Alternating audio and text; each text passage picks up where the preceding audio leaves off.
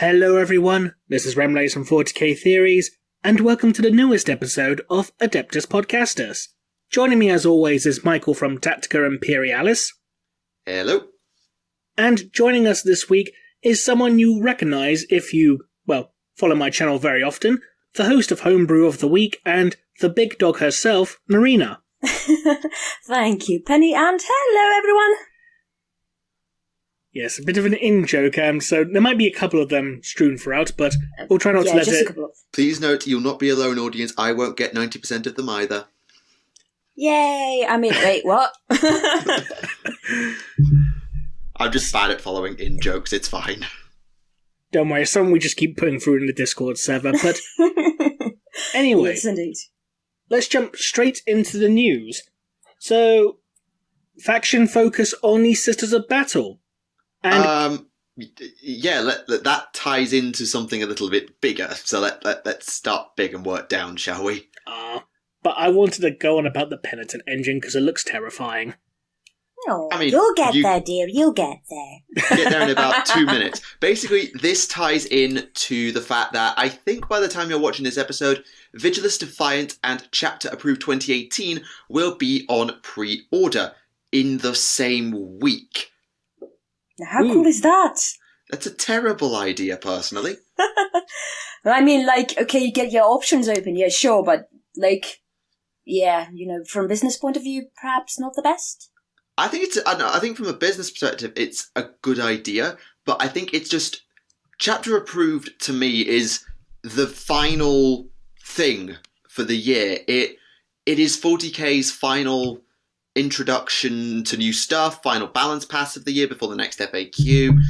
It's 40k's last send-off for the year, and to just chuck a campaign over the top of it when you could have started 2019. Right, it's New Year's, bang! Have Vigilis Defiant, Primaris Marine Calgar, and new campaign and new lore, and what a brilliant start to the year.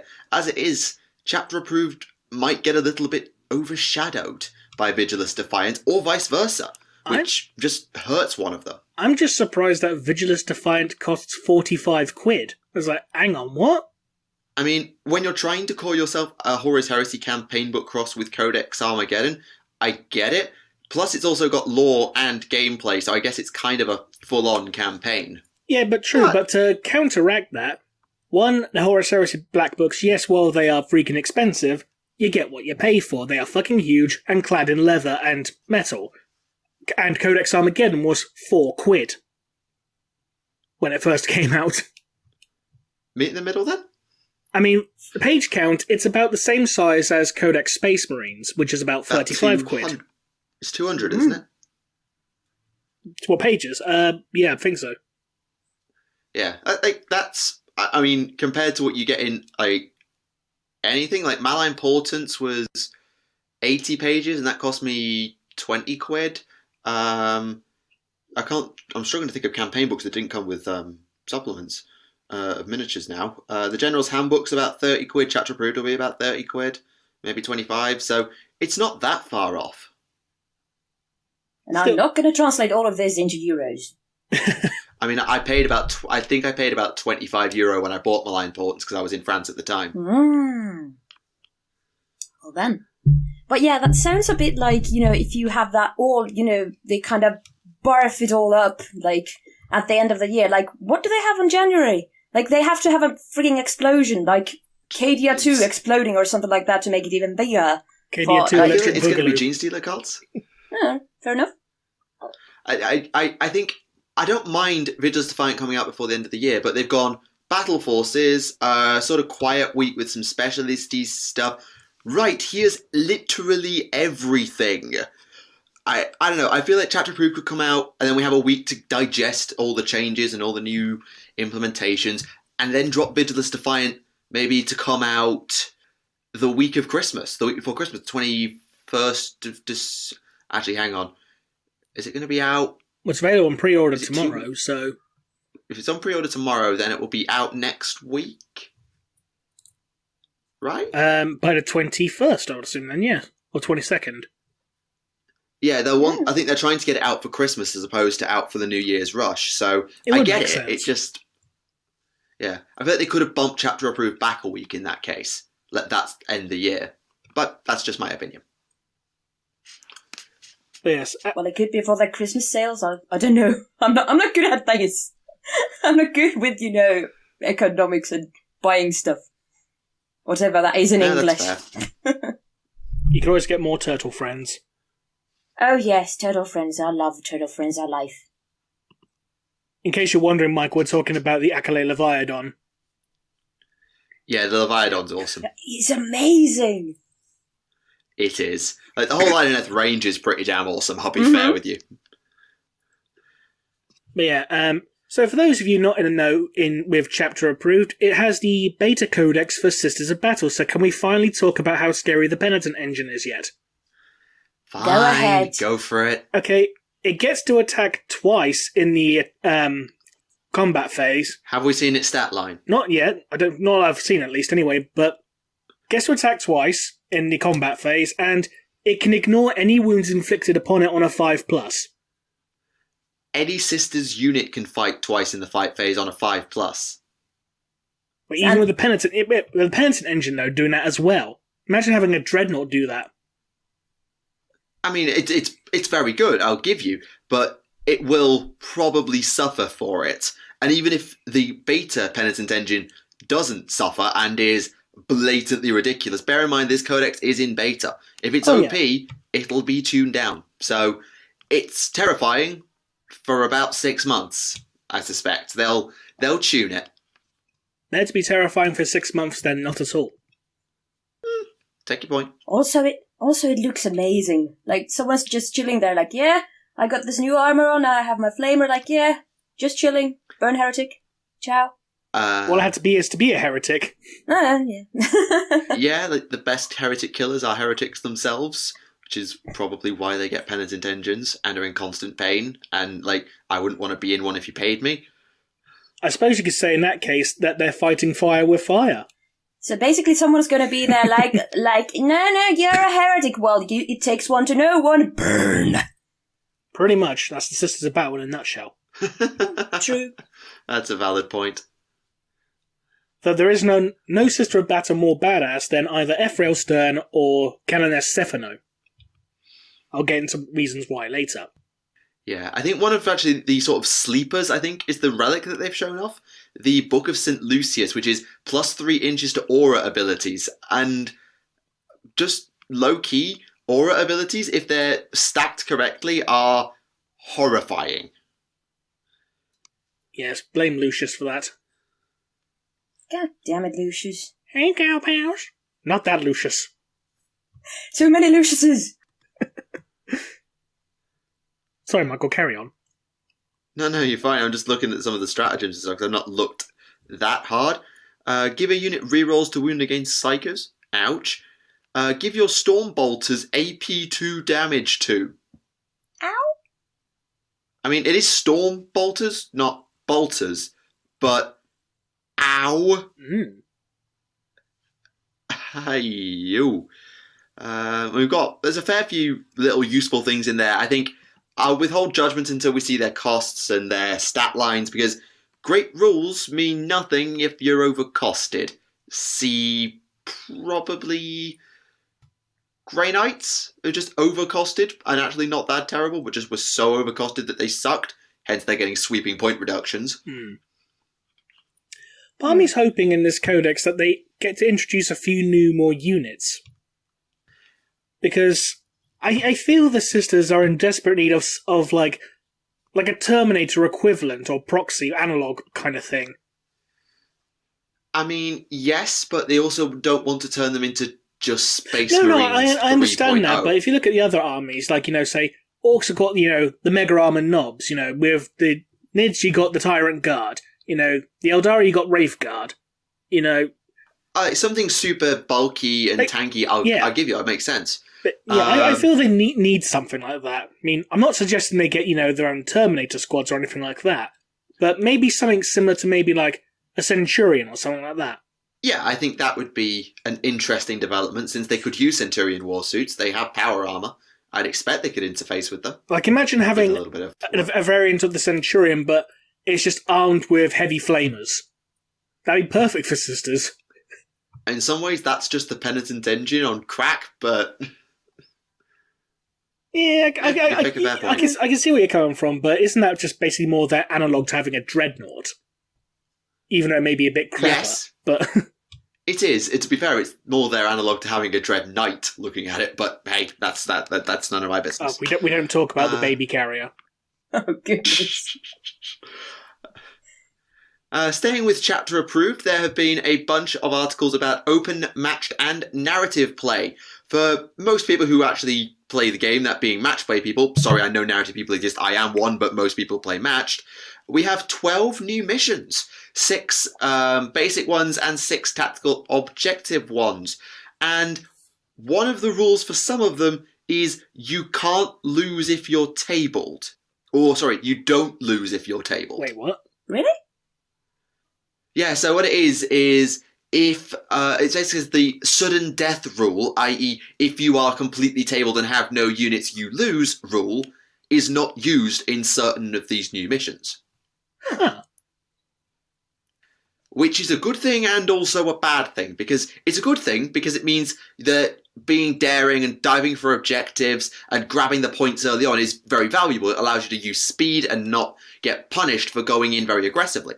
On the other hand, if you're an army that is just not aggressive or does not have a lot of units, custodes, then you just lose because you can't get that clutch table to win the game. And that means that games get boring very quickly because after turn 2 or 3, it's not like you can just go for the clutch table. You just lose. So I get it, but I don't know if you want it in every single mission. Well, certainly make things interesting to say the least. Yeah, I would agree that it will make things interesting. They also talk a bit about the points reduction, so Grey Knights get a bunch of points reductions, as do Necrons, so happy Necron people. The Wraith Knight has been made cheaper, Chaos Cultists have been made more expensive, and they've also... Really? Yeah. Why? Because do you not remember like the most powerful Chaos build for a while was Cultist spam? I did not, no. I actually haven't played, so... There was a reason... There was a stratagem for Chaos. It got nerfed, actually, that allowed you to just recycle cultists en masse. Oh. And because they were so cheap and could actually get buffed up a little bit, it was one of the most powerful Chaos builds with Alpha Legion, I believe. So it got nerfed, but it seems as though cultists are just like so much better point for point that they're actually going to bump them up a little bit to give other Marines a chance, I guess. Yeah, fair enough. So hopefully... Yeah, and they also say that other top-tier list-dominating units have also been nerfed with point changes, so I don't know which units those will be. I'm not that up on it. I just remember hearing about cultist spam, so that's why I knew that. Fair enough. Also, the 8. Now, you shut me down from talking about this on the last episode, so I'm going to do it now. The 8 are back, baby! Go Tower Rangers! Shut up! So yes, they clock in as a single Lord of War slot for more than 1,000 points with unique, well, maybe not unique, but new data sheets and new signature systems so you can actually use them properly. Thank Flip, I've been wanting to do this since they got taken out of the game. I'm so happy to see them back. And it actually gives me an excuse to play my tower again, because I've not played them since 8th edition came out, which is very, very bad. Well, no, I've played them since 8th. I've not played them since their codex came out, which was, like, do you think March. at some point that the Farsight Enclaves will get their own codex again?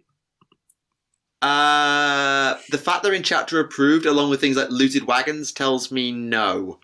I know that your wagons and stuff is open play, but the fact that they're in chapter approved means, we don't need to make another book to put them in, we'll just stick them in chapter approved. And I feel like we'll get other...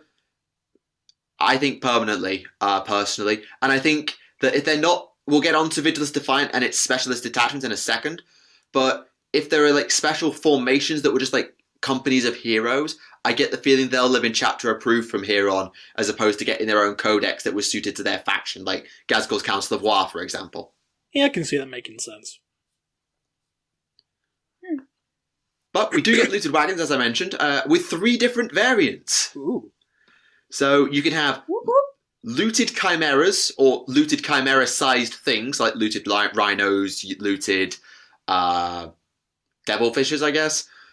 You've then got wagons, so looted russes and equivalents.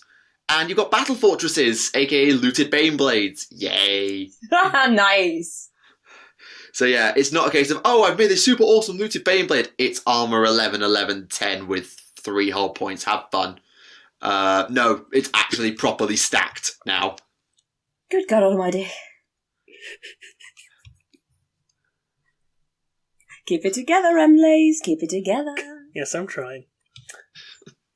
We also get character customization, so you basically get a bunch of tables to modify your characters, so you can give them being a better psyker, having a better weapon, having extra abilities, like maybe something against monsters, something against characters, something like that, just to allow you to customize your characters a bit if you feel so inclined to homebrew a hero or whatever. So those of you who probably play Lord Inquisitor Remleiz and want him to have the ability to fix a vehicle, this is probably how you're going to do it. Imagine the crowd reaction if we did that. Indeed. That would break my Monster heart. pop. Indeed. Yes. But honestly, that is so cool that there are so many different kind of like looted wagon like variations that you can honestly just do so many things with it. I think that's the point. It was a case of, the way they say it themselves is, if you've ever looked at a vehicle and thought, I think I could orcify that, this is what you need. It gives you everything.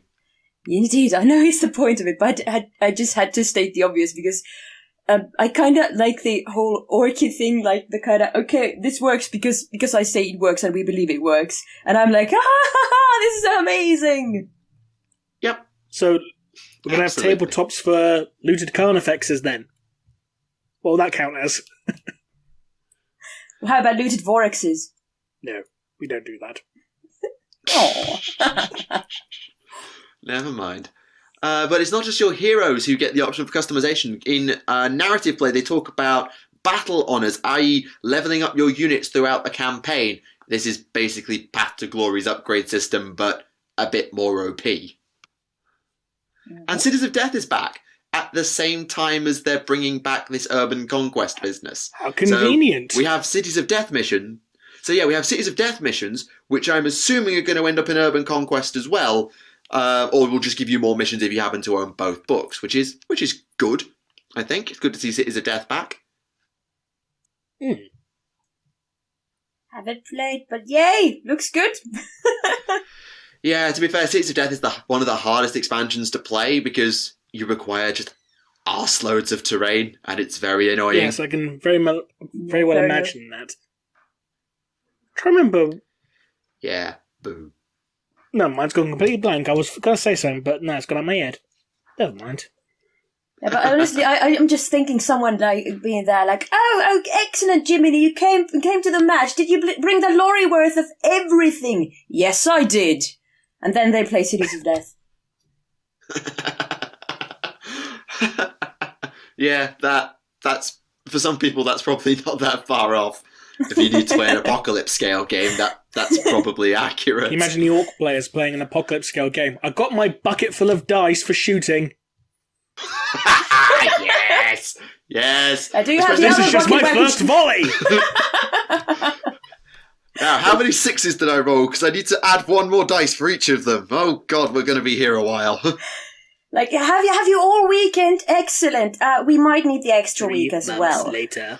Just for my first shooting phase, you know.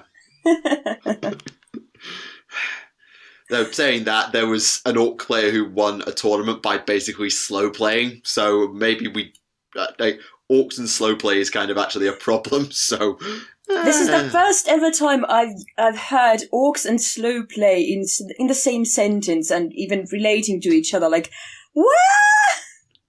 It's because they clearly weren't painted red. Because as you know, red ones go faster. Yeah. Yeah. Yeah, I'm rebuilding my speed war if I get time. Like I'm gonna get speed freaks. I'm having a proper speed war. It looks so much fun. I won't lie. Do it and take pictures. I plan to, because it might end up, I probably won't end up being a hobby project because I won't have time, but we'll see. Now, moving on. Vigilis Defiant. Oh boy, there's a lot to unpack here. So we have a 4 to 16 player 3-phase narrative campaign, which is a lot. Just a tad. You've also got war zones, you've got 12 new missions that sort of are either narratively themed or are actual reenactments. You've got battle zones for fighting in Imperium Nihilus in general, as well as there's one here about encroaching lava overrunning the battlefield. Wait, what? That sounds bloody awesome. Yes, it does. Honestly, I'm just waiting. Someone just shouting there, I have the higher ground!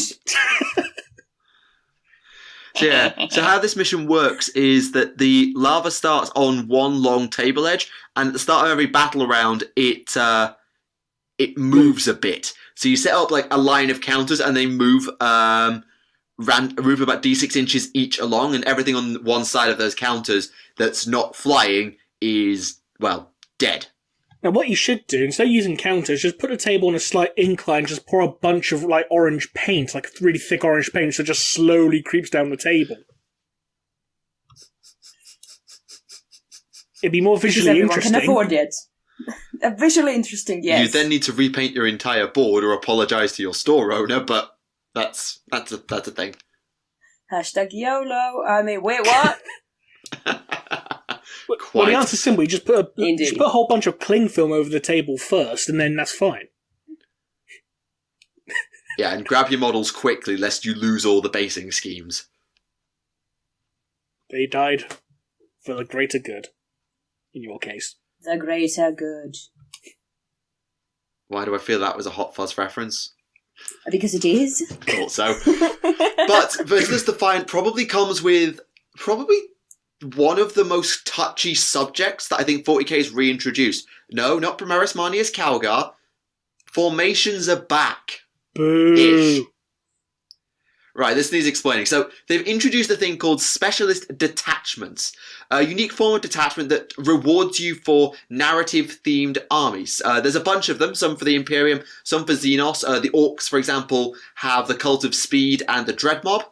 But we don't quite... we have one example of quite how powerful they're going to be. With the Imperial Fists have got quite a nasty one. The Eldar Windrider host is back. So jet bike spam is back. Yeah. Nice. But you basically pay command points to upgrade your detachment so that all units within that detachment that meet the certain keywords get a boost. So to take the jet bike one, for example, for 1 or 2 CP, pick a Craft World detachment from your army.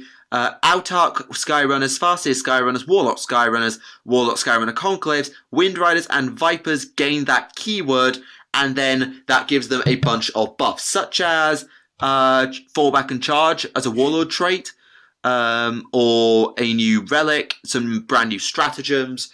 So it's an interesting little kettle of fish. What a wonderful expression. Little kettle of fish. I'm still not entirely sure how I feel about this, though. Yeah, they could be bad, and I think when Vigilis Defiant comes out and people get to playtesting them, we need to see, because luckily now 40k is in a state where it's much easier to patch the game because points balances and FAQs are a thing. But it's interesting that they have gone sort of halfway house with the Aos Battalion System. So how that works for those of you who don't play it, or maybe for the benefit of the 10 of you who do, the way the system works is you pay points and fill out a unit roster to get the battalion, and everything within that battalion is bonused.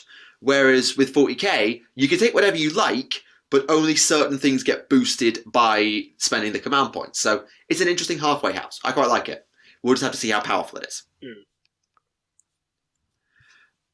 And of course, I think I'd be doing a disservice if I didn't talk about Marnius Calgar and Harken World Claimer, since they're like the poster boys of this campaign. So I think you mean Primanius Calgar. Yes, thank you, Reddit, not Kirioth, Reddit, for that one. So World Claimer... very bitter. Well, someone in the comments told me it was actually off of Reddit, so I was like, okay, fair enough, due credit to Reddit. Okay, fair enough. So I'm just clarifying that I messed up on the last podcast. So, Harken World Claimer. We don't know his points yet, but he's a jump pack dude with weapons skill, ballistic skill 2, 5 wounds, 5 attacks, leadership 9. He's got power armor. And all raptors get rerolls to hit in melee within 6 inches of him. He's got a leadership debuffer over 18 inches, and he gets +1 attack every time he kills a character. Ooh. Also, he can throw his spear. It's basically just a 12-inch range, +1 strength, AP 3, damage D3 range weapon, which is actually, for a shooting attack on a melee-focused character, actually pretty good. Does it also state in the rules that he also has to go and get it back before he can do it again? I'm assuming that a la Aryat Rockfist, it just teleports back to his hand through bullshit. But suffice to say, he could rampage through the enemy army like some kind of moose. Yeah, to be honest though, he doesn't really belong to the Black Legion, because A, he buffs all raptors, so even if he's not in a Black Legion army, he buffs all raptors. Also, he has a leadership ability, which is Night Lord's gimmick, so he's kind of not a Black Legionnaire, he's a Night Lord, because raptors and leadership buffs is kind of Night Lord shtick. Maybe he's a part of the Black Legion who was formerly a member of the Night Lords. Yeah, maybe, we just don't know yet. Could be, could very well be. As for Calgar, he's now armed with the armour of Heracles, not Heracles, Heracles, which is actually quite annoying to say. A custom suit of Mark 10 Gravis armour, which gives him a 2-up save and a 4-up invuln, and halves any damage he suffers. And has a pair of massive exhausts on the front, which makes it look like he's wearing a jump pack, even though he's not. What sort of a genetic freak is he? Yes, he's not normal. He's a Primaris. Mm-hmm. Fair enough. Also, if you hear kind of drinking sounds from my end, I'm having a cup of tea. Yeah, that's fair enough. How British of you for a Finn? Try and cope with it, dearie. The Gauntlets of Ultramar are bullshit. So their guns are damaged to rending bolters, and the weapons in melee are power fists that don't have a -1 to hit penalty. Question, are they the same stats as the Gauntlets of Ultramar from the Codex Space Marines? I don't know, I don't have the Space Marine Codex. I'm afraid someone in the comments will let us know. I mean, I've got it, but I can't be bothered to get out of bed and going all the way to the bookshelf to pick it up. Lazy. At least I admit it. True. Fair enough. So yeah, Calgar's, I think he's got toughness 5, so I think he's got a boost there, and he's got 8 wounds, so he's probably been boosted there. But most of those stats don't look out of place. And they do actually stress that only one Marnius Calgar may be included in your army, so you can't have the Primaris and the regular one. Tough luck. What a shame. Yeah.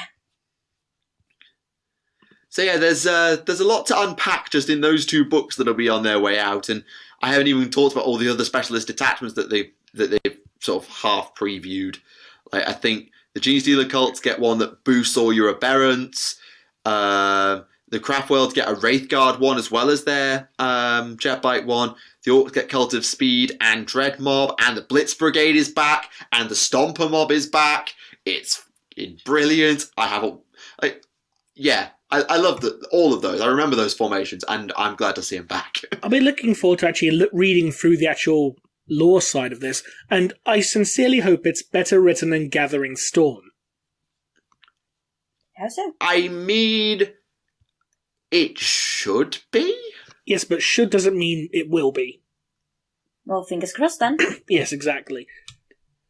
Yeah, but I feel like since Gathering Storm, the lore has been rock solid. All the new stuff, like Dark Imperium and Plague War, obviously same author, but were both rock solid. Hand of Midnight or Hand of Darkness, whatever it is. The audiobook, that seemed pretty solid. I still need to read Plague War. Is Celestine Greyfax? That's not out yet. No, that's in February, that audio drama, the one starring Catherine Tate. Yes, that one.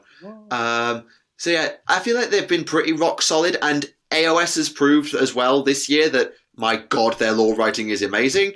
Shut up people in the comments who say otherwise. I believe it is amazing. So it feels like they'll actually be fine with it, but we will have to wait and see quite how many Deus Ex Machina ass pulls Calgar's going to pull this time.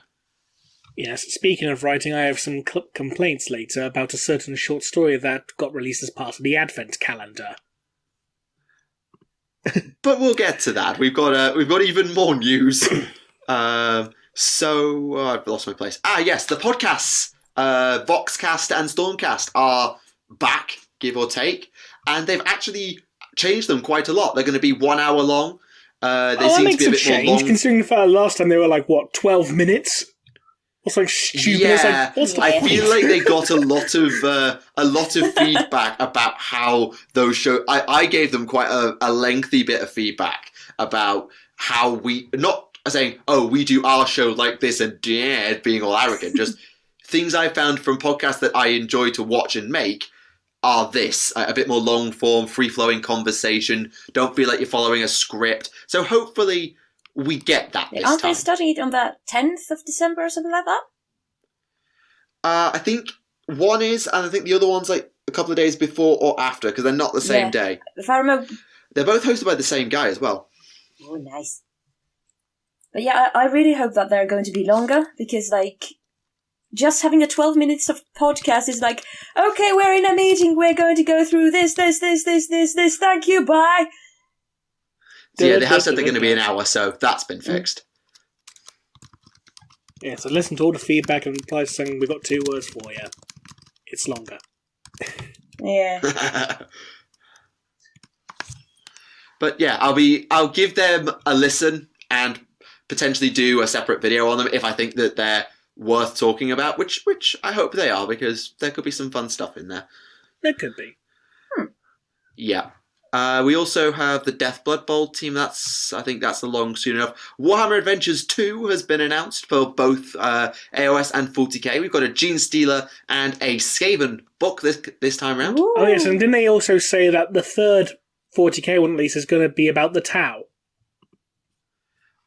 I forget. It's going to be called Secrets of the Tau or something like that. Because I know we theory crafted a really good Tau book on the podcast, so I don't know if that's just our residual memory of that theory craft. It really sounds like a business is really about to pick up, but yay, more books! Woo! Indeed. What else is there? Because, oh my god, there was so much. Can anyone else got a hear bunch shouting? of That's probably coming from my end because my walls are not thick enough. Hello, people behind the apologise. walls! We also got a little bit of news about Blackstone Fortress, so we've got data cards for them in the base game now. And they've also got confirmed expansions. Which is awesome. For Blackstone Fortress. We don't know what's going to be in them yet. I wonder if they include new characters as well to play as. I mean, it says that the first set has allowed us to bring iconic yet rarely realised figures like Chaos Beastmen and Navigators to life, and we'll use further expansions to do the same. Plus, Silver Tower had a bunch of expansion character packs, which gave them the Knight Venator. There was a Chaos Sorcerer in there. I think there was a unique Knight Heraldor in there. So they have a track record of adding new stuff in for Warhammer Quest games. So, squat's confirmed. To be fair, they're in Necromunda, so I wouldn't actually be surprised to see a squat. I really wouldn't. I would love to see a squat. Me Just too. more squats. More squats, please! Good God Almighty. I'm just excited here.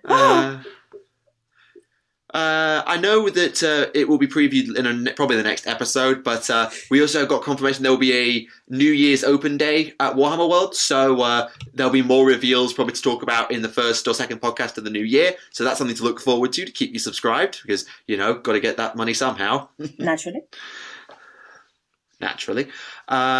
We also got... we got anything else, or are we onto the advent calendar and Remleiz's rant? Well, they also announced the limited edition for the Solar Wars, Book 1, the Siege of Terror series, which looked absolutely beautiful, but they've taken it off the Coming Soon page of Black Library's site, so I don't know if they've pushed the release date back a month or what, but yeah.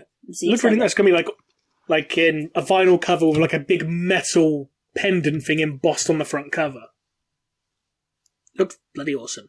But yes, the calendar. Something that really annoyed me. Okay, and it's about one particular story. I think it's literally the very first story that came out on the calendar. The one that's called, what's it called? Old Wounds, New Scars. Okay. So before we carry on, Michael, how much do you know about John Grammaticus? He was a perpetual, I think, was he the one who... Hang on. Sorry, I'm using myself there. Perpetual, believe the one who... Was he the one who shanked Vulcan? Yes, he was. Right. Yeah, so shanked Vulcan, gave up his perpetuality, apparently, to give Vulcan his back, or something, or some bullshit. Do you remember how he became a perpetual? I don't even remember that story ever being told. It was told in Legion. In which case, no, I don't remember. Right, so basically, in Legion, Grammaticus basically says he became the Perpetual thanks to basically dying during the Battle of Anatal Hive, and then Slaudar, the Autarch in service of the Cabal, came and resurrected him and brought him into the service of the Cabal due to him being a Psyker. So the Cabal did it, basically. Yeah. Fair enough. But in this story, he's around in Kabul in the 20th century or 21st century. And I was like, what? What? Hang on. Part of me was thinking, Graham, did you just ignore what Dan Abnett writ in Legion and Know No Fear? Because in Know No Fear, John Grammaticus says to Alanius Pius, I'm only what I am because of what the Cabal made me. You're a true perpetual. So it's like, okay, so he was a perpetual who lost his perpetuality, and then he was resurrected again as a perpetual, and now I've gone cross-eyed. Unless he invented time traveling, that is quite impossible. Yeah. Oops. I mean, I even, this may sound incredibly pathetic or pedantic of me, or whatever the correct term is, I don't care. But I actually sent an email to Graham McNeil asking to clarify, and no response. So I don't know if he's just like, oh, it's this guy, I'll just fucking ignore him, or it's like, oh, I made a mistake, I'm not going to bother owning up to it, which I hope it's not the latter. Dear Graham McNeil, hi, it's me, Remleiz, your worst nightmare. Yet again! I have a tiny... I have a quibble. In fairness to Graham, he was very open in answering my queries about Shaitan, so, from the Magnus the Red Primarch novel. He has learned now. I'll just spam the other Black Library authors who follow me on Twitter say, could you ask Graham this? He's refusing to answer my emails. I want to talk to Graham, but he doesn't want to talk to me. Could you please go and talk to him for me? I'll send you to ask them, Naerina. I'll do it in the most cutest voice I can, like, hello there, sir. Could you please answer Remleiz? Then I'll just go like, oi, to us. I expected a few more percolays. No, perkele. I said perkele. Perkele suomi Finland, or something. Thank you. Yeah, by the way, Finland, when this comes out, of course it has been a while, but yesterday, from this day that we're recording, Finland had its 101st birthday, so... Yay! Which apparently Nost had a hand in doing. Naturally. Retroactively. And Michael's probably sitting there confused going, what the fuck are you two on about? I mean, I got the whole Finland's birthday bit, but fair enough. So yes, the Black Library Advent Calendar is out and annoying Remleiz. Did the Man of Iron story actually annoy you, or has that one been fun? I haven't actually read that one yet. I've been busy reading some other things. Oh, is it the one that you sent me? Yes. It has a wonderful beginning. I've only, looked at the very beginning of it. I really like it. That, spoiler alert, they're twins. Discussing. Wow. Oh, the halflings, yes. Yeah, they're lovely. Yes. But speaking of Blackstone Fortress, I actually read the novel last week, the one by Darius Hinks. Yeah, you said you were going to. There's a few interesting things there. I mean, overall, the novel was very good. It was nice to see such an extremely different take of something from the 40k universe. Though most of the things from the game weren't actually in there. No Chaos Space Marines were in there at all. I'll say that now. Or Chaos Beastmen. Urgles, plenty of Urgles, and, Traitor Guardsmen, plenty of them. Most of the adventurers didn't turn up either. Well, the Man of Iron had literally a one-sentence cameo. Literally, like, the rogue trader just bumps into him, and the Anaheim just turns at him and looks annoyed, and that walks off. Aww. But yeah, the Blackstone Fortress apparently doesn't come from the galaxy. It comes from a different galaxy, apparently. What? Okay. Yep. There's a scene where a What- Psyker is talking to a summoned Nurgle demon, and the Blackstone Fortress is trying to get rid of, the chaos corruption inside it, because they're like inside this big psychic cyst bubble thing, protecting them from the Blackstone. Right. And the demon says, it doesn't understand being etheric beings like us, it's not of this galaxy. But God damn it, Andromeda. the story goes that Vol built the fortresses to fight the Catan in the War in Heaven. Now that's obviously just legend, but what? Yeah. So this implies many things.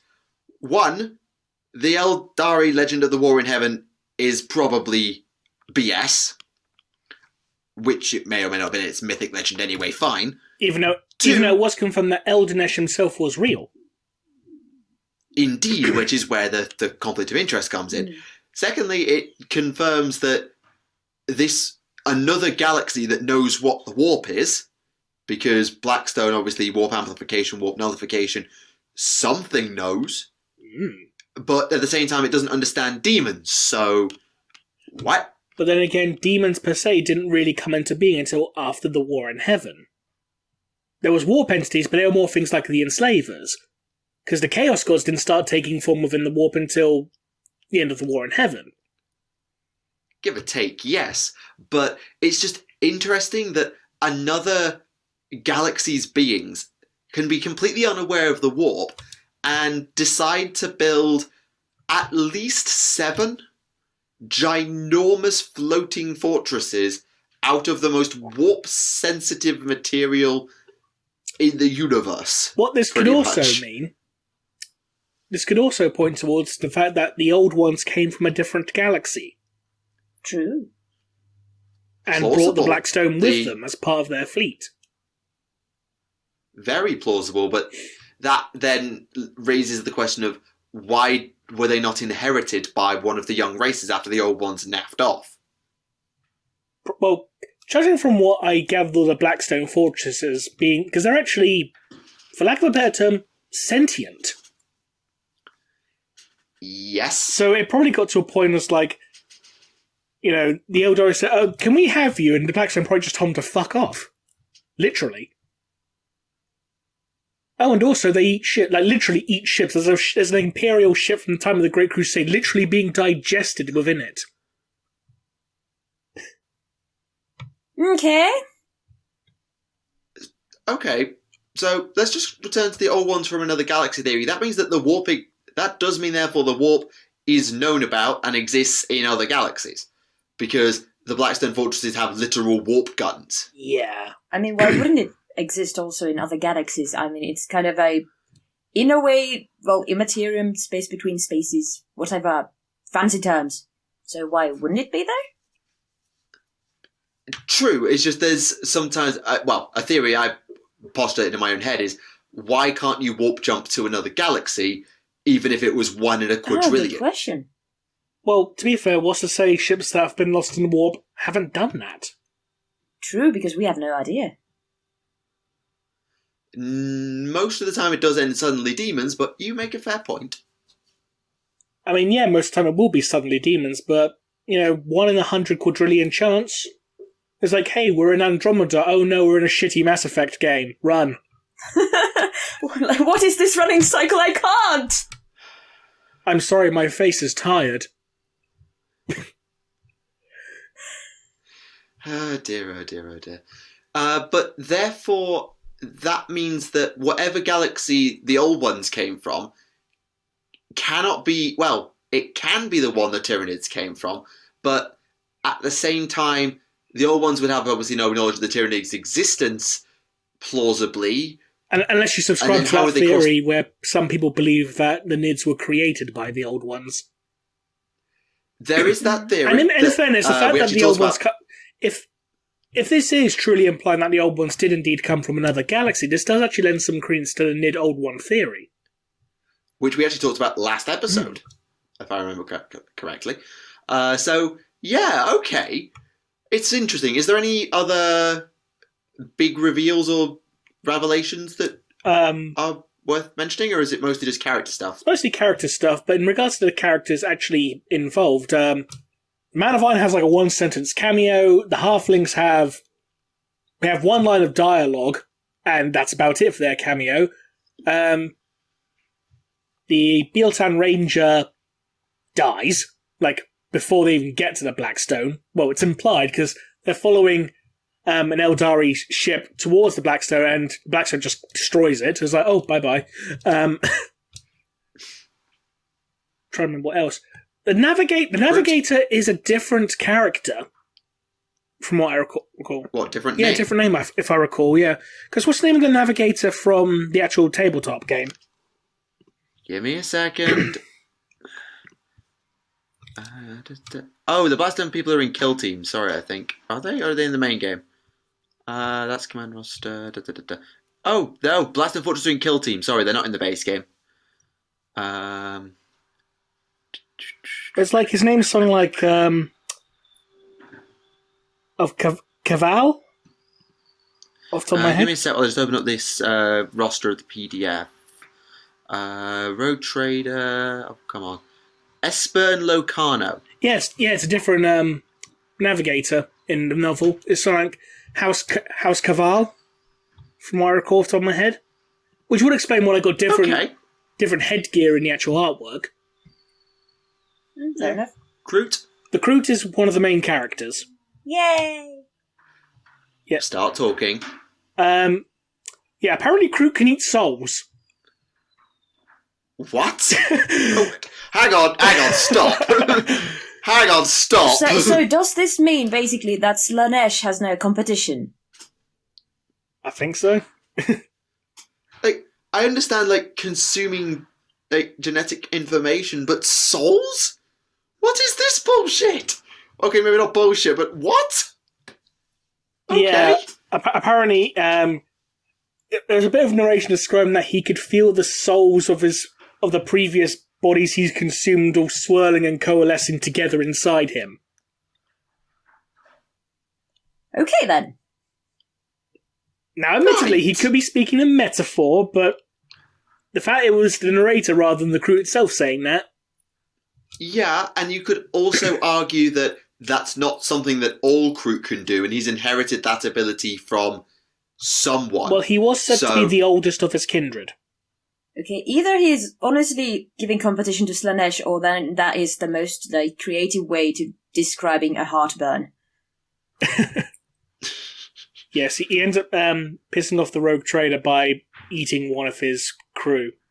Why does he eat? Like why? Well, literally, they're all being attacked by a pack of Urgle, and the crew just goes, "Oh, he's dead. I'm going just rip his arm off and take it with me as a snack." And as they've escaped and they're all catching their breath, he's literally sitting there just eating this arm, and he's like, "What are you eating?" "That's my crew's."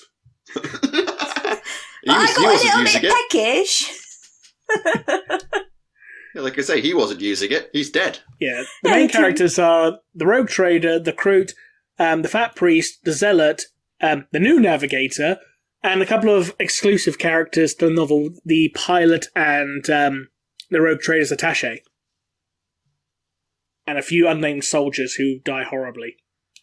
Because of course they do. Because one even ends up getting killed by his own shadow, literally. Like his shadow comes up from the ground and just pulls him up into the floor. Okay, sounds cool, but also very, very horrifying. There is a lot of crazy shit in this novel, I will not lie. Oh, and there's a bear servitor called Rug.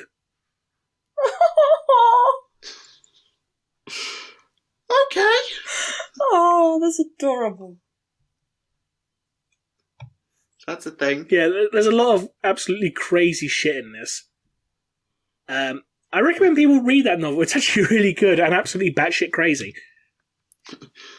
Good. It's else? like the literary equivalent of watching a David Finch movie or something. Fair. So is there anything else you've had time to read, or is Blackstone Fortress and the Advent Calendar taking all your time? I'm currently reading through Death of Antagonists, and that's currently full of some weird shit in there as well, like the giant worm that is visible from space on a planet. This is a Black Dragon book, by the way, so expect genetically modified nonsense, because Black Dragons. Yeah. And one thing I have kind of, well, it's something that I haven't seen people talk about, because everyone just says, Black Dragon's a Salamander's successor, even though it's never been confirmed, it's just implied. But there seems to be at least some circumstantial evidence pointing towards them actually being Blood Angels. I haven't read that book in about 3 years, so I can't comment, unfortunately. I mean, there's literally one bit where one Black Dragon is literally said to be succumbing to the Black Rage. A bit on the nose, perhaps, but still, it's like, hang on, what? But there's also, retractable fangs and some falling into madness, becoming huge hulking beasts that become little more than mindless killing machines. Sounds a bit like, those who fall to the Red Thirst and get locked away in the Tower of Amario. Yeah, a bit, yeah. Yeah, the only reason I can come up with why that wouldn't be the case is that their Accursed Founding chapter, which was obviously there to try and tinker with gene seed, cure defects, diddly-diddly-dee. Mm-hmm. They already had one chapter that they were doing that with, and that's the Lamenters. So maybe why have 2 Blood Angel successors? This one we're going to try and cure the Black Rage. This one we're going to try and cure the Red Thirst. Though the Lamenters suffered from neither for 5,000 years. Ish. Wasn't even that long, because when was the Cursed Founding? M37? 6. 36. And they succumbed to the first documented instances of them falling to the Black Rage was the Badab War. Which is mid to late M41. Yeah, okay. I don't know, maybe they could have been trying to use the Blood Angels gene to try and make a shock assault army, because I thought, hang on, this is actually kind of beneficial on the battlefield, but even though it's psychologically, completely batshit insane, we don't want that. Maybe we can harness the physical aspect and get rid of the psychological aspect. Oh no, we turn them into giant lizards. How did that happen? I mean, to be fair, the Blood Angels have got a good handle on the Red Thirst. Like, okay, yeah, those who are under the Thirst sway are a little bit over-aggressive for their own good. But a little bit. They're not... Okay, a lot.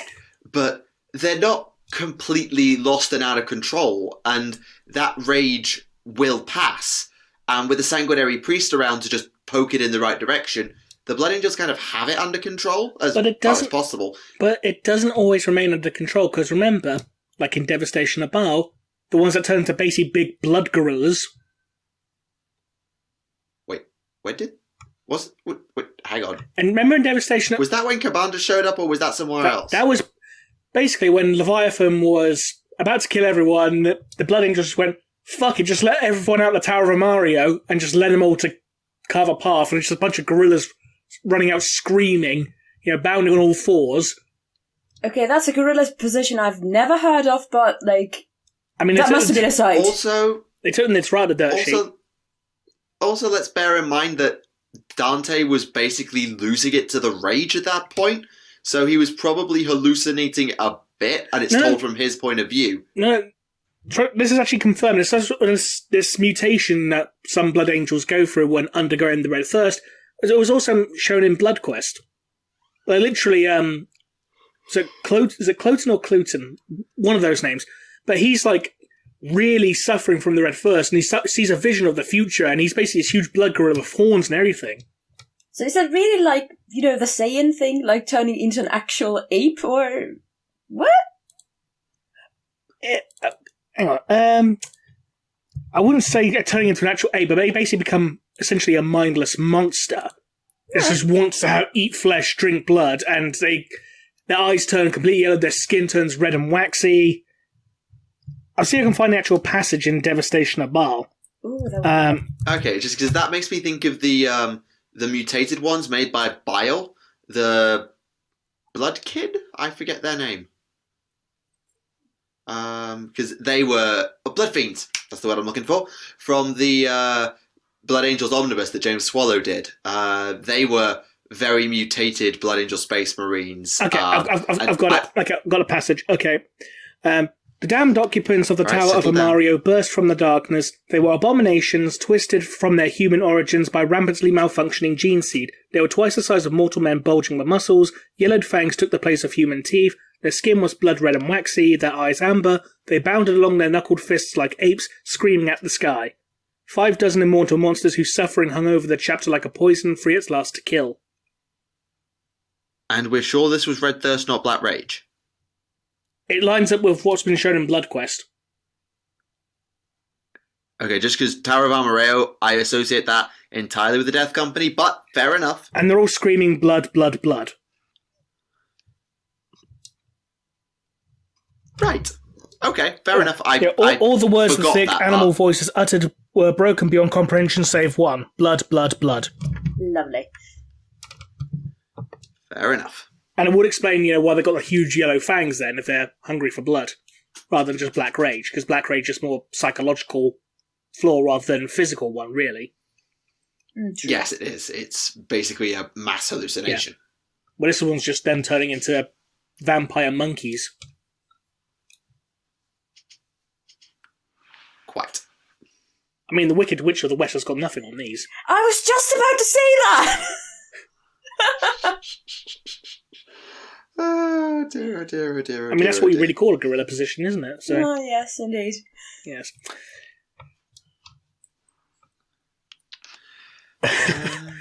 But yeah, in regards... I'm kind of out of a response to... In regards to other things from Death of Antagonists as well, Countess Stefano, her entire order apparently fell to corruption of some kind. Like, literally, she was the only one untainted, and she went to the Inquisition and said, "You must purge my entire order, they are tainted!" And the Inquisition went, "Oh, okay, here's the Death Watch and Grey Knights. Go knock yourself out." Like, have fun, love!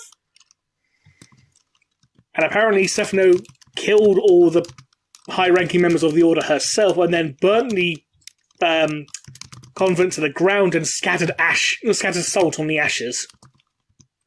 Dude! Okay, Badass! Do you want to be transferred to a new order? No. I'm going to become a canoness errant now. I'm going to make everyone scared shitless. Okay, then. Canoness errant? Yep. She's on her own. She basically goes around bossing everyone around, even the Inquisition scared of her. Well, wouldn't you be after that? They're the Inquisition. They could just have her killed. Yeah, but they're scared of her. Yeah, literally, the Inquisitor from the Ordo Melius is literally scared shitless of her. Also, mind wipes. Yeah. Like, just wipe her clean. Problem solved. Yeah, but that involves you having to go to her. Excuse me, can you come here a second? We just need to have a quick get neuralizer. Does she wear a helmet? Yes. Never mind. I was going for trank dart to the neck, but that's not going to fly. She also has the nickname of the Gorgon. I was like, hang on. That sounds familiar. And nearby Iron Hand just looks a bit shifty. He's like, she looks nothing like Ferris Manus. Reborn! Also, actually, that's just reminded me. Speaking of mind wipes, the Red Hunters. Can we just for 2 minutes, the Red Hunters? Oh, that Inquisition chapter. Yeah, the Inquisition's going to have trouble with them because Primaris don't take to mind wipes all that well. No, we saw that in War of Secrets, and one of them went, hang on, I think I've been mind wiped. Exactly. So, at what point could the Inquisition have to basically stop mind wiping them because it just won't work?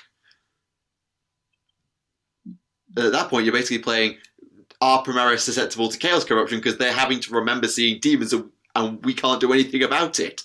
What they do in that case is just take them, behind the shed and say, hey, look over there. Bang, old yellowed. I don't think they can afford to do that, given they need the chapter on call like the entire time. Yeah, if one's seen too few many things, just kill them. It's like, we need no recruit. The whole point of mind wipes was that Space Marines were too valuable to shoot. Yeah, but if you can't mind wipe them, what do you do then? You shoot them. That means they're going to have to kill every single Astartes who sees a demonic incursion. Eventually, yes. Or But then you That's just, not logistically possible. or then you just don't shoot them. You just send them on suicide missions. But then you run the risk of what potentially has happened to the Mantis Warriors, where, oh yeah, you're fine, you're all right. Go do this absolutely impossible thing. Wait, they turned on us? What? I've no one could have predicted that. Oh, what you do in that case, you just send them to the Death Watch. Problem solved. So basically, a suicide mission after a suicide mission. So True. much death. Oh, and also, Chaos Exorcists. Like, bear in mind, the Exorcists are derived from the gene seed of the Grey Knights. And we got a bunch of Yeah. Exorcists falling to Chaos. These are the Exorcists who, if I remember correctly, are possessed, then have their, what's the word I'm looking for? Exorcised. That's the word I'm looking for. Duh, Yeah. it's in the name. So yeah, these are Marines who are demonically possessed in order to make Become a them member of the invisible chapter. to demons. It's, right, yeah, okay, Chaos Exorcists. Yeah, it's like, okay, now you got Exorcise the Demon. It's like, nah, this is alright. I'll keep it. No, you have to exercise it. No, I'm good. Perhaps they're exercising the demon means like, okay, do 10 push-ups and that's good. Get your ass on that treadmill, boy. We have seen how fat Great Unclean Ones are, so True. it's like, don't make me run, I'm full of chocolate. But that won't work with the Cornate or Slaneshi ones, so never mind. Also true. But don't forget, there is a Slaneshi demon world that's literally just a fat guy. So it could work. Not on all of them, because Slanesh is kind of renowned for lithe and lightning quick demons. And a planet who's literally just a fat guy. Quite. Well, there needs to be some compensation. By that logic, Khorne has a place within the Brass Citadel where every duel is fought fair and honourably between rivals to settle their differences in straight up honourable combat. And that's not going to happen. They accidentally got run over by the Juggernaut. Whoops. Or by the same logic, there's a part of the Crystal Labyrinth that actually makes sense. What? I think that would be honestly the mind-fucking part there. There's the same logic, like it's the exact opposite of what they're all about. Actually, I'm lying. XS can be XS in size, so ignore me. Shut up. Yes. Oh dear, never mind. Is it time for questions yet, by any chance? It can be, unless there's anything people want to discuss or raise before we dive in. Well, I have no idea what I should start reading next week. I mean, I did get my copy of the Spears of the Emperor, but I also got a shit ton of other things to read through. Like, I still need to get through Plague War, I need to get through Wild Rider. I feel like it's probably worth getting through Plague War before Vigilis Defiant drops. Yeah. That sounds like a good idea. I still need to read the Korax Primarch's novel as well. Fair. But still, I can't wait for the Andron one to come out. Yeah, that should be fun. That should be fun. Oh, actually, someone's actually asked the question about Blackstone Fortress. I want to check if the novel actually talks about it. Apparently, the Blackstone Fortress is, and I quote this comment, able to repeat themselves. Oh? What do they mean by repeat themselves? Oh, is it because... Yeah, because there was a scene in the novel where, like, the Rogue Trader goes into a room, he, like, goes out the room, but as soon as he goes out the room, he's back in the same room again. Is that what they're referring to? Well, the question goes on to talk about, like, Cadia being rebuilt from within by the Blackstone Fortress that got chucked at it. Which, Oh, does it mean like being regenerating? Okay. regenerate or maybe even replicate. Yeah, I don't because know. that ship that the Blackstone Fortress is digesting in the novel, part of it is actually turning into Blackstone, and so it's like being reconstituted into the Blackstone. I'm not sure if it'll be able to do that to an entire planet, at least, not for thousands of years. That we can count. I mean, bear in mind that ship it was digesting was from the time of the Great Crusade. Indeed. So it's taken 10,000 years to get through a couple of kilometres. Assuming it wasn't just at the back of the food queue anyway. Yeah. But it's just an interesting thing that I just saw while I was reading through the questions, so I thought I'd ask. Fair enough.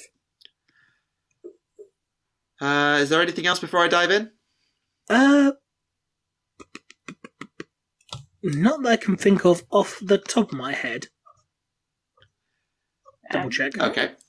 Let's dive in then. Alright, let's have a look. So, according to Outer Dark, the Ashen Claws have survived as a Renegade chapter simply because no one remembered they exist. Is that correct? I haven't read the book, so I can't tell you.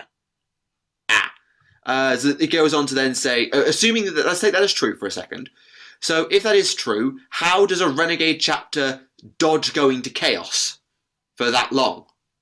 Since, most Renegades do go Chaos or get killed. By telling Chaos Space Marines to fuck off and just do their own thing. As long as they, and just say, yeah, we venerate the Emperor, he's our granddaddy, we venerate Korax, he's our daddy, we don't like you, and we don't like you, fuck you, fuck you, fuck you, fuck everybody. So basically being just unreasonably stubborn. It's basically an entire chapter full of Scott Steiners. But hopefully better at maths. Oh dear. So you look at me and you look at Abaddon, you've got an 8 and a third chance of winning. I wonder how many people would have actually seen the Scott Steiner typography video. Nope. If you haven't, check it out. It's hilarious. It is. I've heard the name, but... You'd think someone who went to a highly respected university would know how to count, but hey. But whatever. Okay, so since normal Space Marines can be made into Primaris, confirmed, do you believe that there are Space Marines from the end of the Horus Heresy that have been taken into stasis by call to be made into Primaris and are now fighting today? Now, bear in mind, they do say Calgar was the first one. Don't they? I feel like he was the first one to be upgraded, yeah. Yeah, so it would be a cool idea, actually, to just, maybe not a cool idea, but an interesting idea that Garviel Loken, the reason he disappears is because Call's like, you have a destiny in the future. Step into this, would you? Okay, you're on Cryo Freeze. Right, let's get this Primaris project going. Right, we're done. Excellent. Loken! Oh no, the freezer broke. And basically it turns into Fallout 4, the Space Marine edition. I was just about to say that, goddammit! Sorry. Because, honestly, when you just started explaining that, in my head, there was just this, song that started playing, I don't want to set the world on fire. Except I do because it's called Exterminatus and this is 40k. Yeah, I just want to set a flame in the heart of your hive city and burn it all out. Aww. Well, I mean, it could be worse for Garviel Loken than waking up towards essentially Fallout 4. He could have woken up in Fallout 76. Topical humour. I'm moving on before that gets a little bit out of control. Right. That's a bit of a... Right. So, ships travelling the warp are known to sometimes basically time travel and exit the warp many years or centuries later than intended in real time. How long do you reckon a ship could get lost in the warp for without its crew getting destroyed and return to normal space? How long is that Gellerfield working for? About right. Yeah, it depends very much on what they encounter, because this reminds me of a Dark Heresy, RPG experience of mine. Our team was in a ship, we went into the warp, Gellerfields didn't work, or actually stopped working, was not nice, and eventually we got out of there as a Space Hulk. It wasn't long that we were there. It was horrible. All the love to that acolyte of mine that I played. Was the only one who survived that campaign as an original character. But, yeah. Depends very much on what you encounter. Yeah, And pretty if much. Vigilis I mean, works. Yeah. or if your name's Caldor Drago. Yeah. So somewhere in the warp, there's a ship that's been there for about 10,000 years, and Caldor Drake is just sitting on it going, like, would you like a tangerine? It's like, you can't feed the ship tangerines.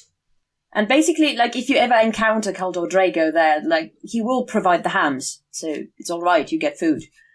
Unless you're a son, then he'll go, no, son. Yes. So basically, you need to be a daughter. Badoot. Yes. Dear, oh dear. Okay, interesting. What do you think about quote-unquote bad ending loyalist Primarch showing up? Like, the Khan coming back as, say, a Dark Eldar abomination, or Leman Russ going full Wolfen would probably be another classic example. If Leman Russ comes back, he should be a bloody Wolfen. Correct, but to generalise the idea, like, the Korax that we get back is just, like, he's not human anymore, he's just gone into full-on, like, Shadow Cloud Raven monster. Like, and he's, like, kind of evil. My skin. Sorry, I think it would be more interesting to have a quote-unquote fallen loyalist Primarch rather than just, hey kids, it's Korax,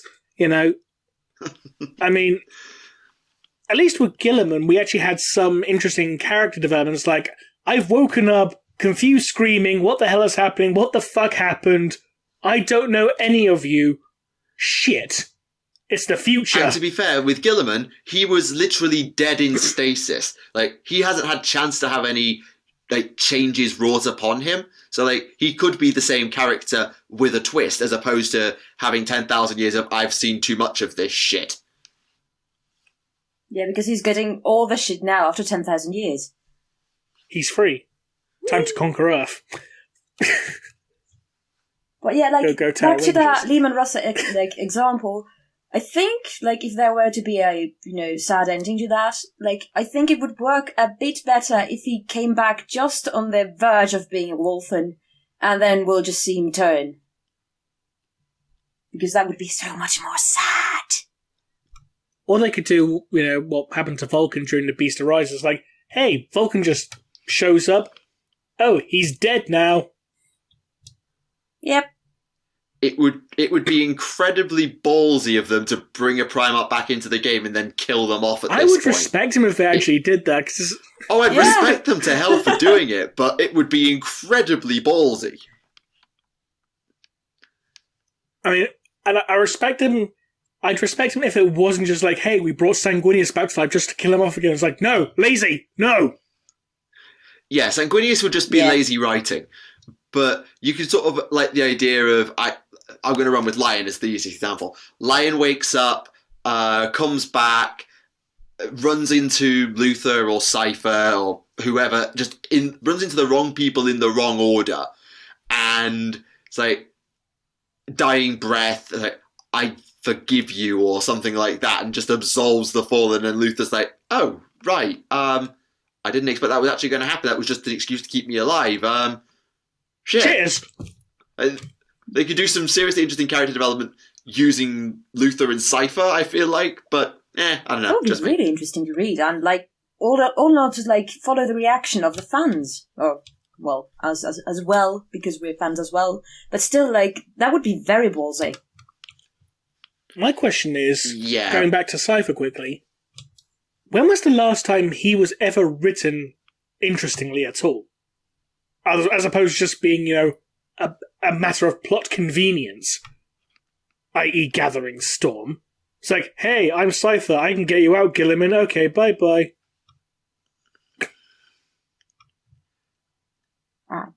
I mean, there's the one time that Cypher built a giant chaos cult, then sold it out to the Silver Skulls for no reason. He did it for the lols. He did it for the rock. Sorry. God, so many. Right. Hey, I'm allowed. It's on my channel this week. I'm allowed to make stupid references. Yeah, fine. And that's the bottom line.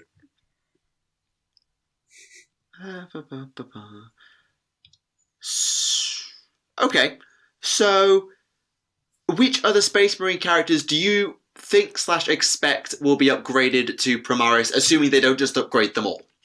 Which ones haven't had a new model since 2nd edition? Ragnar, Dante, Mephiston, Azrael. All of them I expect. I mean, Pedro Cantor would have been the obvious. Not because of age of model, but just because of plot reasons. To be honest, the only two I can't imagine getting a Primaris upgrade are Gabriel Seth and Logan Grimnar. Lysander, because he's an Imperial Fist and they don't like them too? Possibly. But Seth absolutely hates them, and Grimnar's just stubborn old man at this point. Yeah, also they'd have to, if they upgraded Samuel, they'd have to retrofit a brand new STC for a Primaris jet bike. So, yeah, no.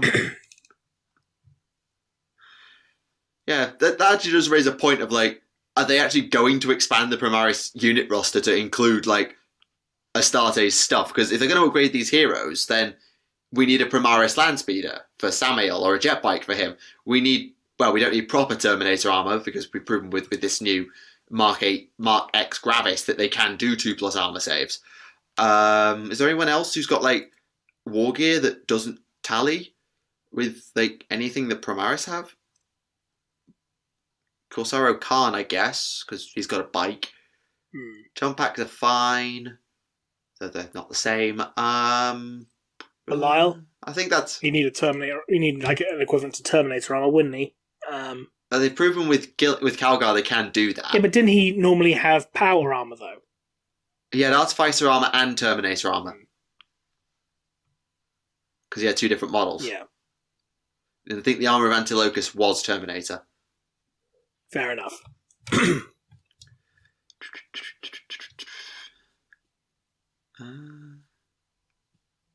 Okay. Interesting philosophical Mechanicus question.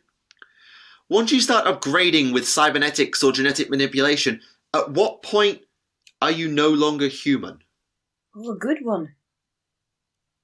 Well, what do you think, Dino Boy? Well, considering that they're still classified as being human even though they're heavily augmented, I mean, I suppose when you get to the point where you're literally just a brain in a jar, that you're no longer really human. But then they say that Space Marines are transhuman. They're not quite human anymore. Yeah, but that's because they've technically transcended humanity. Because they're basically humanity improved with what humanity can do at a genetic level rather than just, lopping off a limb and replacing it with a mechanical prosthetic. Well, the question does ask both. Cybernetics and genetics. But I take your point. I think with the Astartes, they're more human than the Mechanicus, considering they're still... Well, one, they're still recognisably a human, just fucking big. Compared to, say, a brain in a jar with mechanical spider legs walking around. What's more recognisably human? But then in the same canon, if you're going to say that someone who's just massively augmented with cybernetics is still human up to almost brain in a jar, whereas the Astartes are beyond human, their humanity improved, by that logic, any Mechanicum tech adept who's got any sort of major change in their cybernetics that changes the maybe function of their legs, or that maybe retrofits them to give an extra limb or something, is no longer human by that definition. It's where you draw the line. I think it's more about mental things. How you think, what do you think, how do you feel? For instance, I mean, by that logic, no one in the Mechanicus is human. Well, that's not straight. There are some in Mechanicus who do still have things like, emotions and instincts and stuff like that. Compared, they tend to be the ones who are have lesser augmentations, for example. I mean, to be fair, all you got to do is look at Belisarius Core before he got, fully upgraded during the Horus Heresy, when he literally just had, a bionic eye and a mechanical brain. This guy was, to be fair, that guy was Captain Champion of the Human Form. True. He was the most pro-human Mechanicus dude I've ever seen. In fact, most of the biologists tend to be as well, because they tend to revere humanity as being, the biological machine. So it's the machine God's design in biology. Yeah, plausibly. But then you look at the Skitarii, who are humanish in that they've got huge amounts of cybernetics and can be directly, basically, mind-controlled, but they still look human, despite the fact that they're almost entirely robotic bodies by the end. Yeah, but at the same time, you can say, like, a Castellax automata, looks human because it's got a human shape and it's got organic bits inside it. But it's not really human, though, is it? Yeah, like, is a servitor human? I was just why do you guys steal my lines? Because we're fucking psychic. I mean, my character is canonically a psycho who uses telekinesis as opposed to telepathy, never mind. Anyway, next question. Oh, yeah, sorry, miles away. Okay, since we were talking about Blackstone fortresses, in the least memey way possible, what would happen if a Space Marine chapter was able to take control of a Blackstone fortress? Massacres? Yeah, I'm assuming it kills them all. It could do, considering that Blackstone fortresses are proven to be sentient and very, very temperamental, and literally pretty much everything inside it can kill you. Like, literally, everyone was being attacked by sentient pyramid monsters. And spindle drones. And spindle drones, yes. And pyramid birds. So basically, if I... And the walls and just rocks flying out of the ground trying to smash into you. Charming. But basically, if a chapter just went in there like, hey, Blackstone Fortress, we're here, we're going to, like, would it be possible to operate with you? And for some reason, they got it to operate with them, like, okay, sure, you seem like cool guys, yeah. But what if they encountered other humans? Because, like, thinking of how different chapters are, and then there are, humans worshipping chaos, like, that would end up in a massacre of humankind, most likely. Well, it's interesting. In the voice crack Priests of Mars series, the Arx Mechanicus are basically AI. The Speranza, the machine spirit of the Speranza, is incredibly, well, one, arseholey from what I remember, and two, capable of doing some utter ridiculous stuff if you're able to talk to it. And from what I remember, it's like, would you please, like, power up all these systems that you've got that we didn't even know you had and, like, kill the Eldar that are pursuing us? And it's like, fine. And it blows the Eldari ship out of orbit. But, like, I feel like it would be a case of, yeah, if you could communicate with it and convince it, hey, we're the good guys, would you mind maybe not doing what we tell you, but shooting the people that we're trying to shoot, then they could plausibly do it. But by that logic, then then you've got the Red Corsairs who have a Blackstone fortress and are not quite chapter-sized, but a bit bigger. And it hasn't killed them. Oh, I just remembered some other weird shit from the Blackstone Fortress novel. The water that sets you on fire. It doesn't burn you like acid, it literally sets you on fire. As in, like, it causes embers and flames. Water doing this shit. No. Yeah, no. So, by the way, do we know that, like, I'm not sure if this topic has been already discussed in any podcasts ever, but, do Blackstone fortresses discuss with each other if they happen to meet, or can they, communicate? We don't know, I believe. I mean, to be fair, there were only 6 of them that we knew about when the Gothic War came around, thanks to Siva.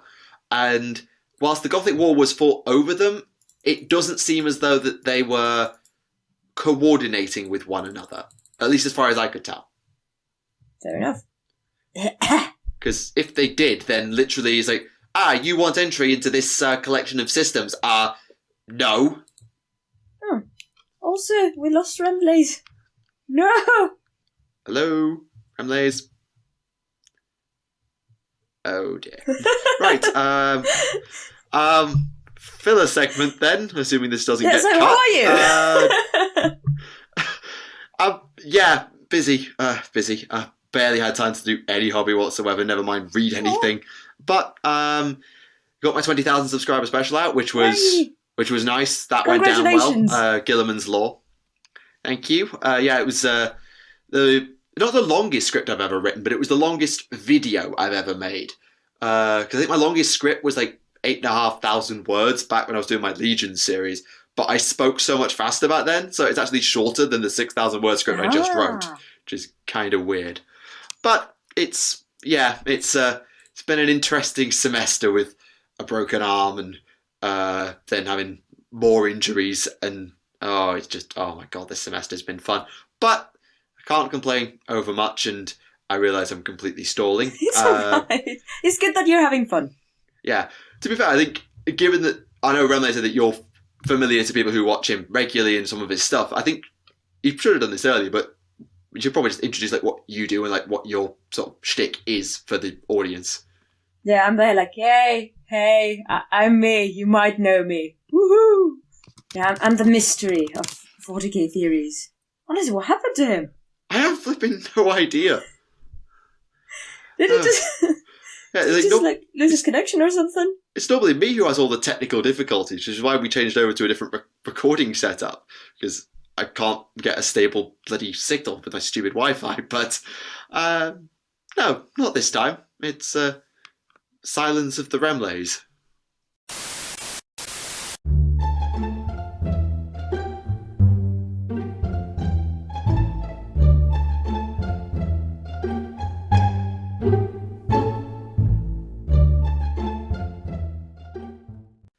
All right, next question. Not sure how we're doing for time, but let's get on.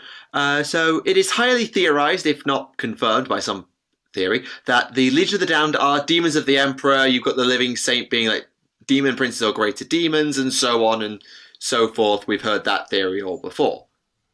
But what about the Mechanicus, considering the machine god has been around even longer than the Ecclesiarchy, but we've never seen anything of the sort? I mean,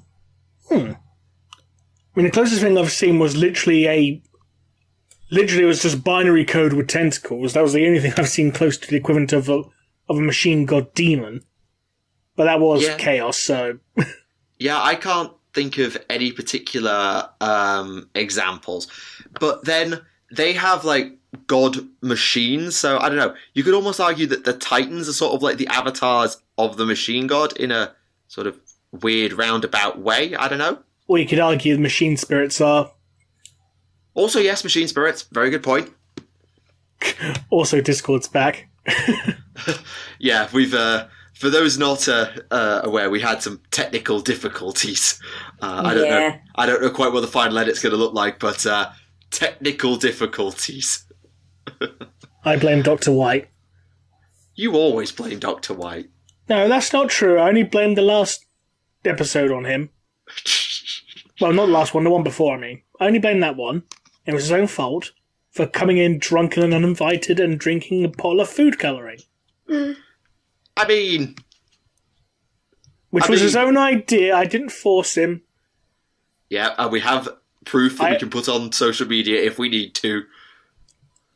I have the documentation to prove it. Excellent. Let's see. Okay, this is a complete theory craft question, but if Gilliman found either of the lost Primarchs, let's say in stasis for the sake of this question, do you think Gilliman would actually revive them or let them lie? This is Gilliman, so he'll be doing with the theoretical and practical. It's like, theoretical, I shouldn't really do anything with them because we were told not to, associate with them, but practical, we could use another loyalist Primarch. But practical, if the theoretical is correct, then we have another Chaos Primarch to deal with, and then we're even more screwed. It purely depends on what the Lost Primarch's crimes actually were. Yeah, but we just don't know enough about them to know whether Gilliman has an opinion on them. Yeah. I mean, he still honoured their places, at his table, where for all 20...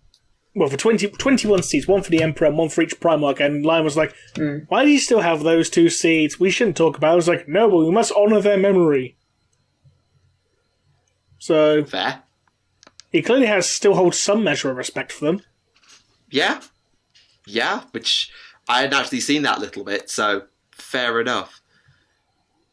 What was that in, by the way? Was that Unremembered Empire? Yeah. Fair enough. Do you believe we will ever get models of non-specific god demons, aka just like generic warp entity models? Well, like Furies. We do. Yeah, Furies, they exist. Though I'd be down with seeing some Enslaver models. I'd be down with that. If an Imperial Guard grunt does something so badass as to get the attention of the Space Marines, would the Space Marines, like, reward them in any way, aside from just a friendly, not-so-powerful tap on the head? Well, look at Yarick. The question goes on about offers to join the chapter, which is just like, no. I mean, a white shield. There are many reasons why not. Maybe. Only a white shield would be a maybe, but that's a very, very big maybe. Yeah, because the last, I think, too old to be a Space Marine, but ended up being a Space Marine that I remember, is the Heresy era stuff. I don't think there's been any since. Unless you count Lucas. The Space Wolves are weird, okay? Yeah. Bear in mind as well, actually, Belial was 17 by his homeworld standards, but he was 10 by Terran standards, so... Yeah. Yeah, but at the same time, biology in that. Yeah. I mean, all you gotta do is just remember what Lucas did. Or rather, who he did, rather. Who didn't he do? Exactly. Yeah, that was going immediately. All right.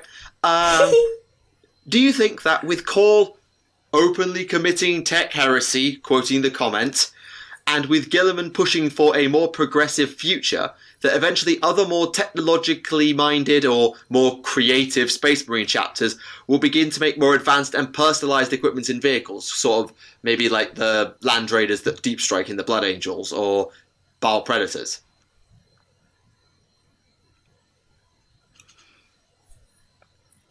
I mean, there's always a possibility.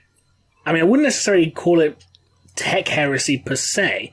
No, that's why I put it in quotation marks, because I wouldn't call it tech heresy either. I'd call it, innovation. Yeah, I mean, is it really tech heresy when, the omniscized kid tells you to do it, kind of thing? Who is also, the guy who manages your pay and organisation. Was also the extreme stickler for the rules. Yeah. I mean, I don't know if he was quite a stickler for the Mechanicum's rules, but... No, but he was the one who basically right, we need to have rules and regulations. Rules. But rules, yeah, but no, we must have rules. But it doesn't work. But then, yes, you're right. New rules! Yeah, it's quite funny, actually, the whole Gilliman-Alfarius argument, where Alfarius is completely proven right. Just like, Gilliman, you cannot win if you just follow the same old boring strat. Watch me! Oh shit, I'm losing. Try something new! Actually, I killed Omicron or Alfarius or whichever it was. Oh shit, we lost anyway.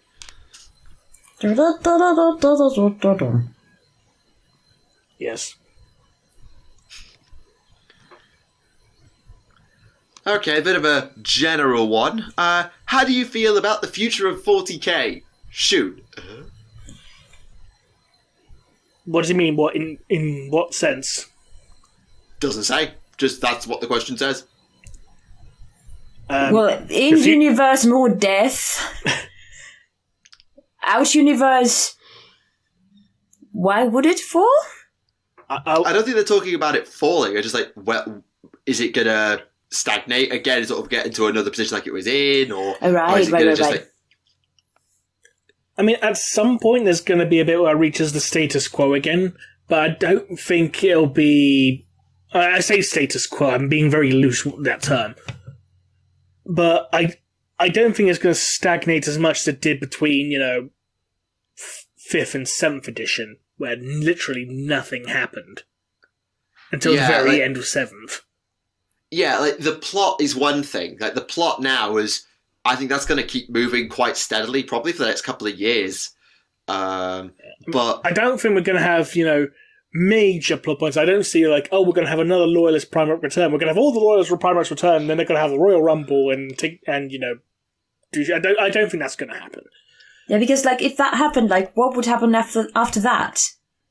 Exactly. Yeah, they're going to have to pace it out, but I feel like they're still going to be, right, this campaign is going to happen, and then, okay, something that's happened sometime later as a consequence of that then happened. I feel like there will be like more time-pushing campaigns, not necessarily reintroductions of prime arts or characters or whatever, just like the date on the calendar keeps moving forward from campaign to campaign. I think that's going to keep happening for a while, at least until the Codex roster is fully updated. As for the game itself, it's sort of out of canon in our perspective, honestly, I think the game is in a really good state and is set to keep improving. Like, 8th edition has proven that GW actually does give a damn about fixing their damn broken shit. Yeah. So they've proven they do know how to fix attempt to fix stuff. Whether you think they actually fixed it is up to you. But they are trying to fix it. They care about the competitive side. They're giving more than just lip service to open and narrative gamers with things like chapter approved. I think the game is in a really good place. And as long as they keep their foot on the metaphorical accelerator pedal, I think there'll be a few more years of just improvement. And then eventually we'll get 9th edition and we'll see what happens. Yep, what he said.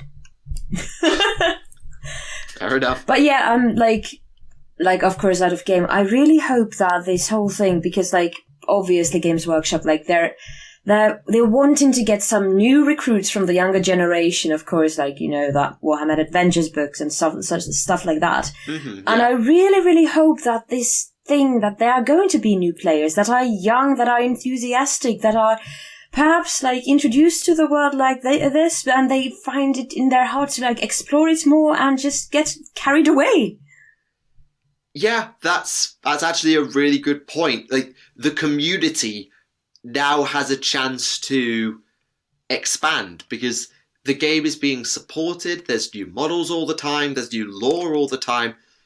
We as a community have the opportunity to open our doors and say, right, we actually have a game that works now and a plot that makes cohesive sense for 5 minutes until you start reading it. Indeed. Here's something you could actually engage with. Don't mind the price tags. But you're right. They do need to engage a wider audience, and things like Warhammer Adventures, things like Kill Team, Warhammer Underworlds, Warhammer Quest. These spin-offs are great ways to entice people into getting small collections and starting off with something easy to then bring them into the main games. I think the community's got to take a little bit of impetus to help the game grow and evolve. Yeah. And as much as you say, oh, GW needs to do this, GW needs to do that. Yeah, okay, GW needs to do a lot of things because they need the game to work, they need to make sure the game continues to work, they need the plot to make sense, they need the models to be good. The last two, I have more confidence in with the first two, but that's just because I've seen these FAQs a couple of times now. But I do think that there is an element where the community has to step up and help the game grow. We have to. We can't just...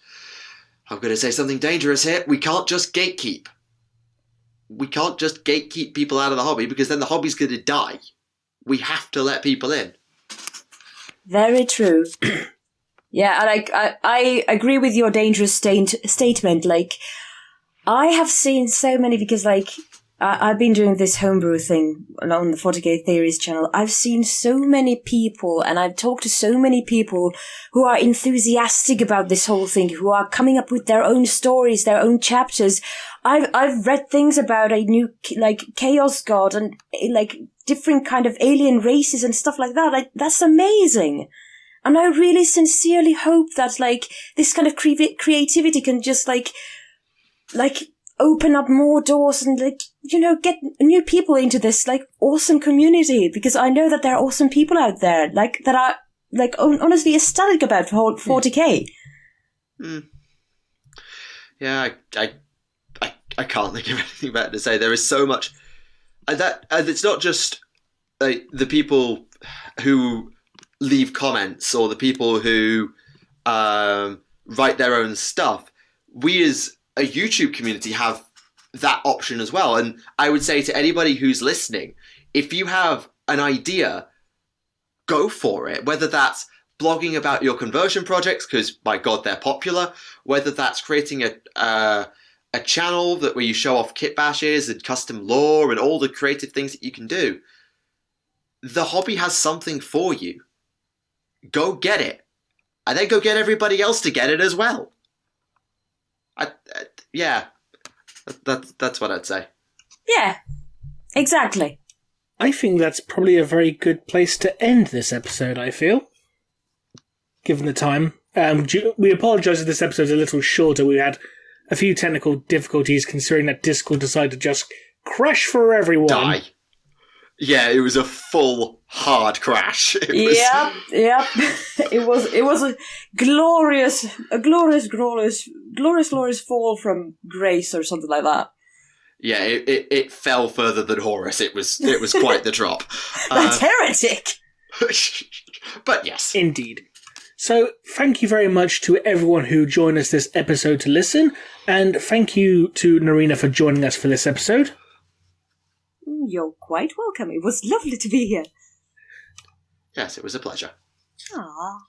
So, until next time, this has been Remleiz from 40k Theories. This has been Tactica Imperialis. And this has been Naerina from 40k Theories. Yay! And we'll see you again next time. Bye-bye.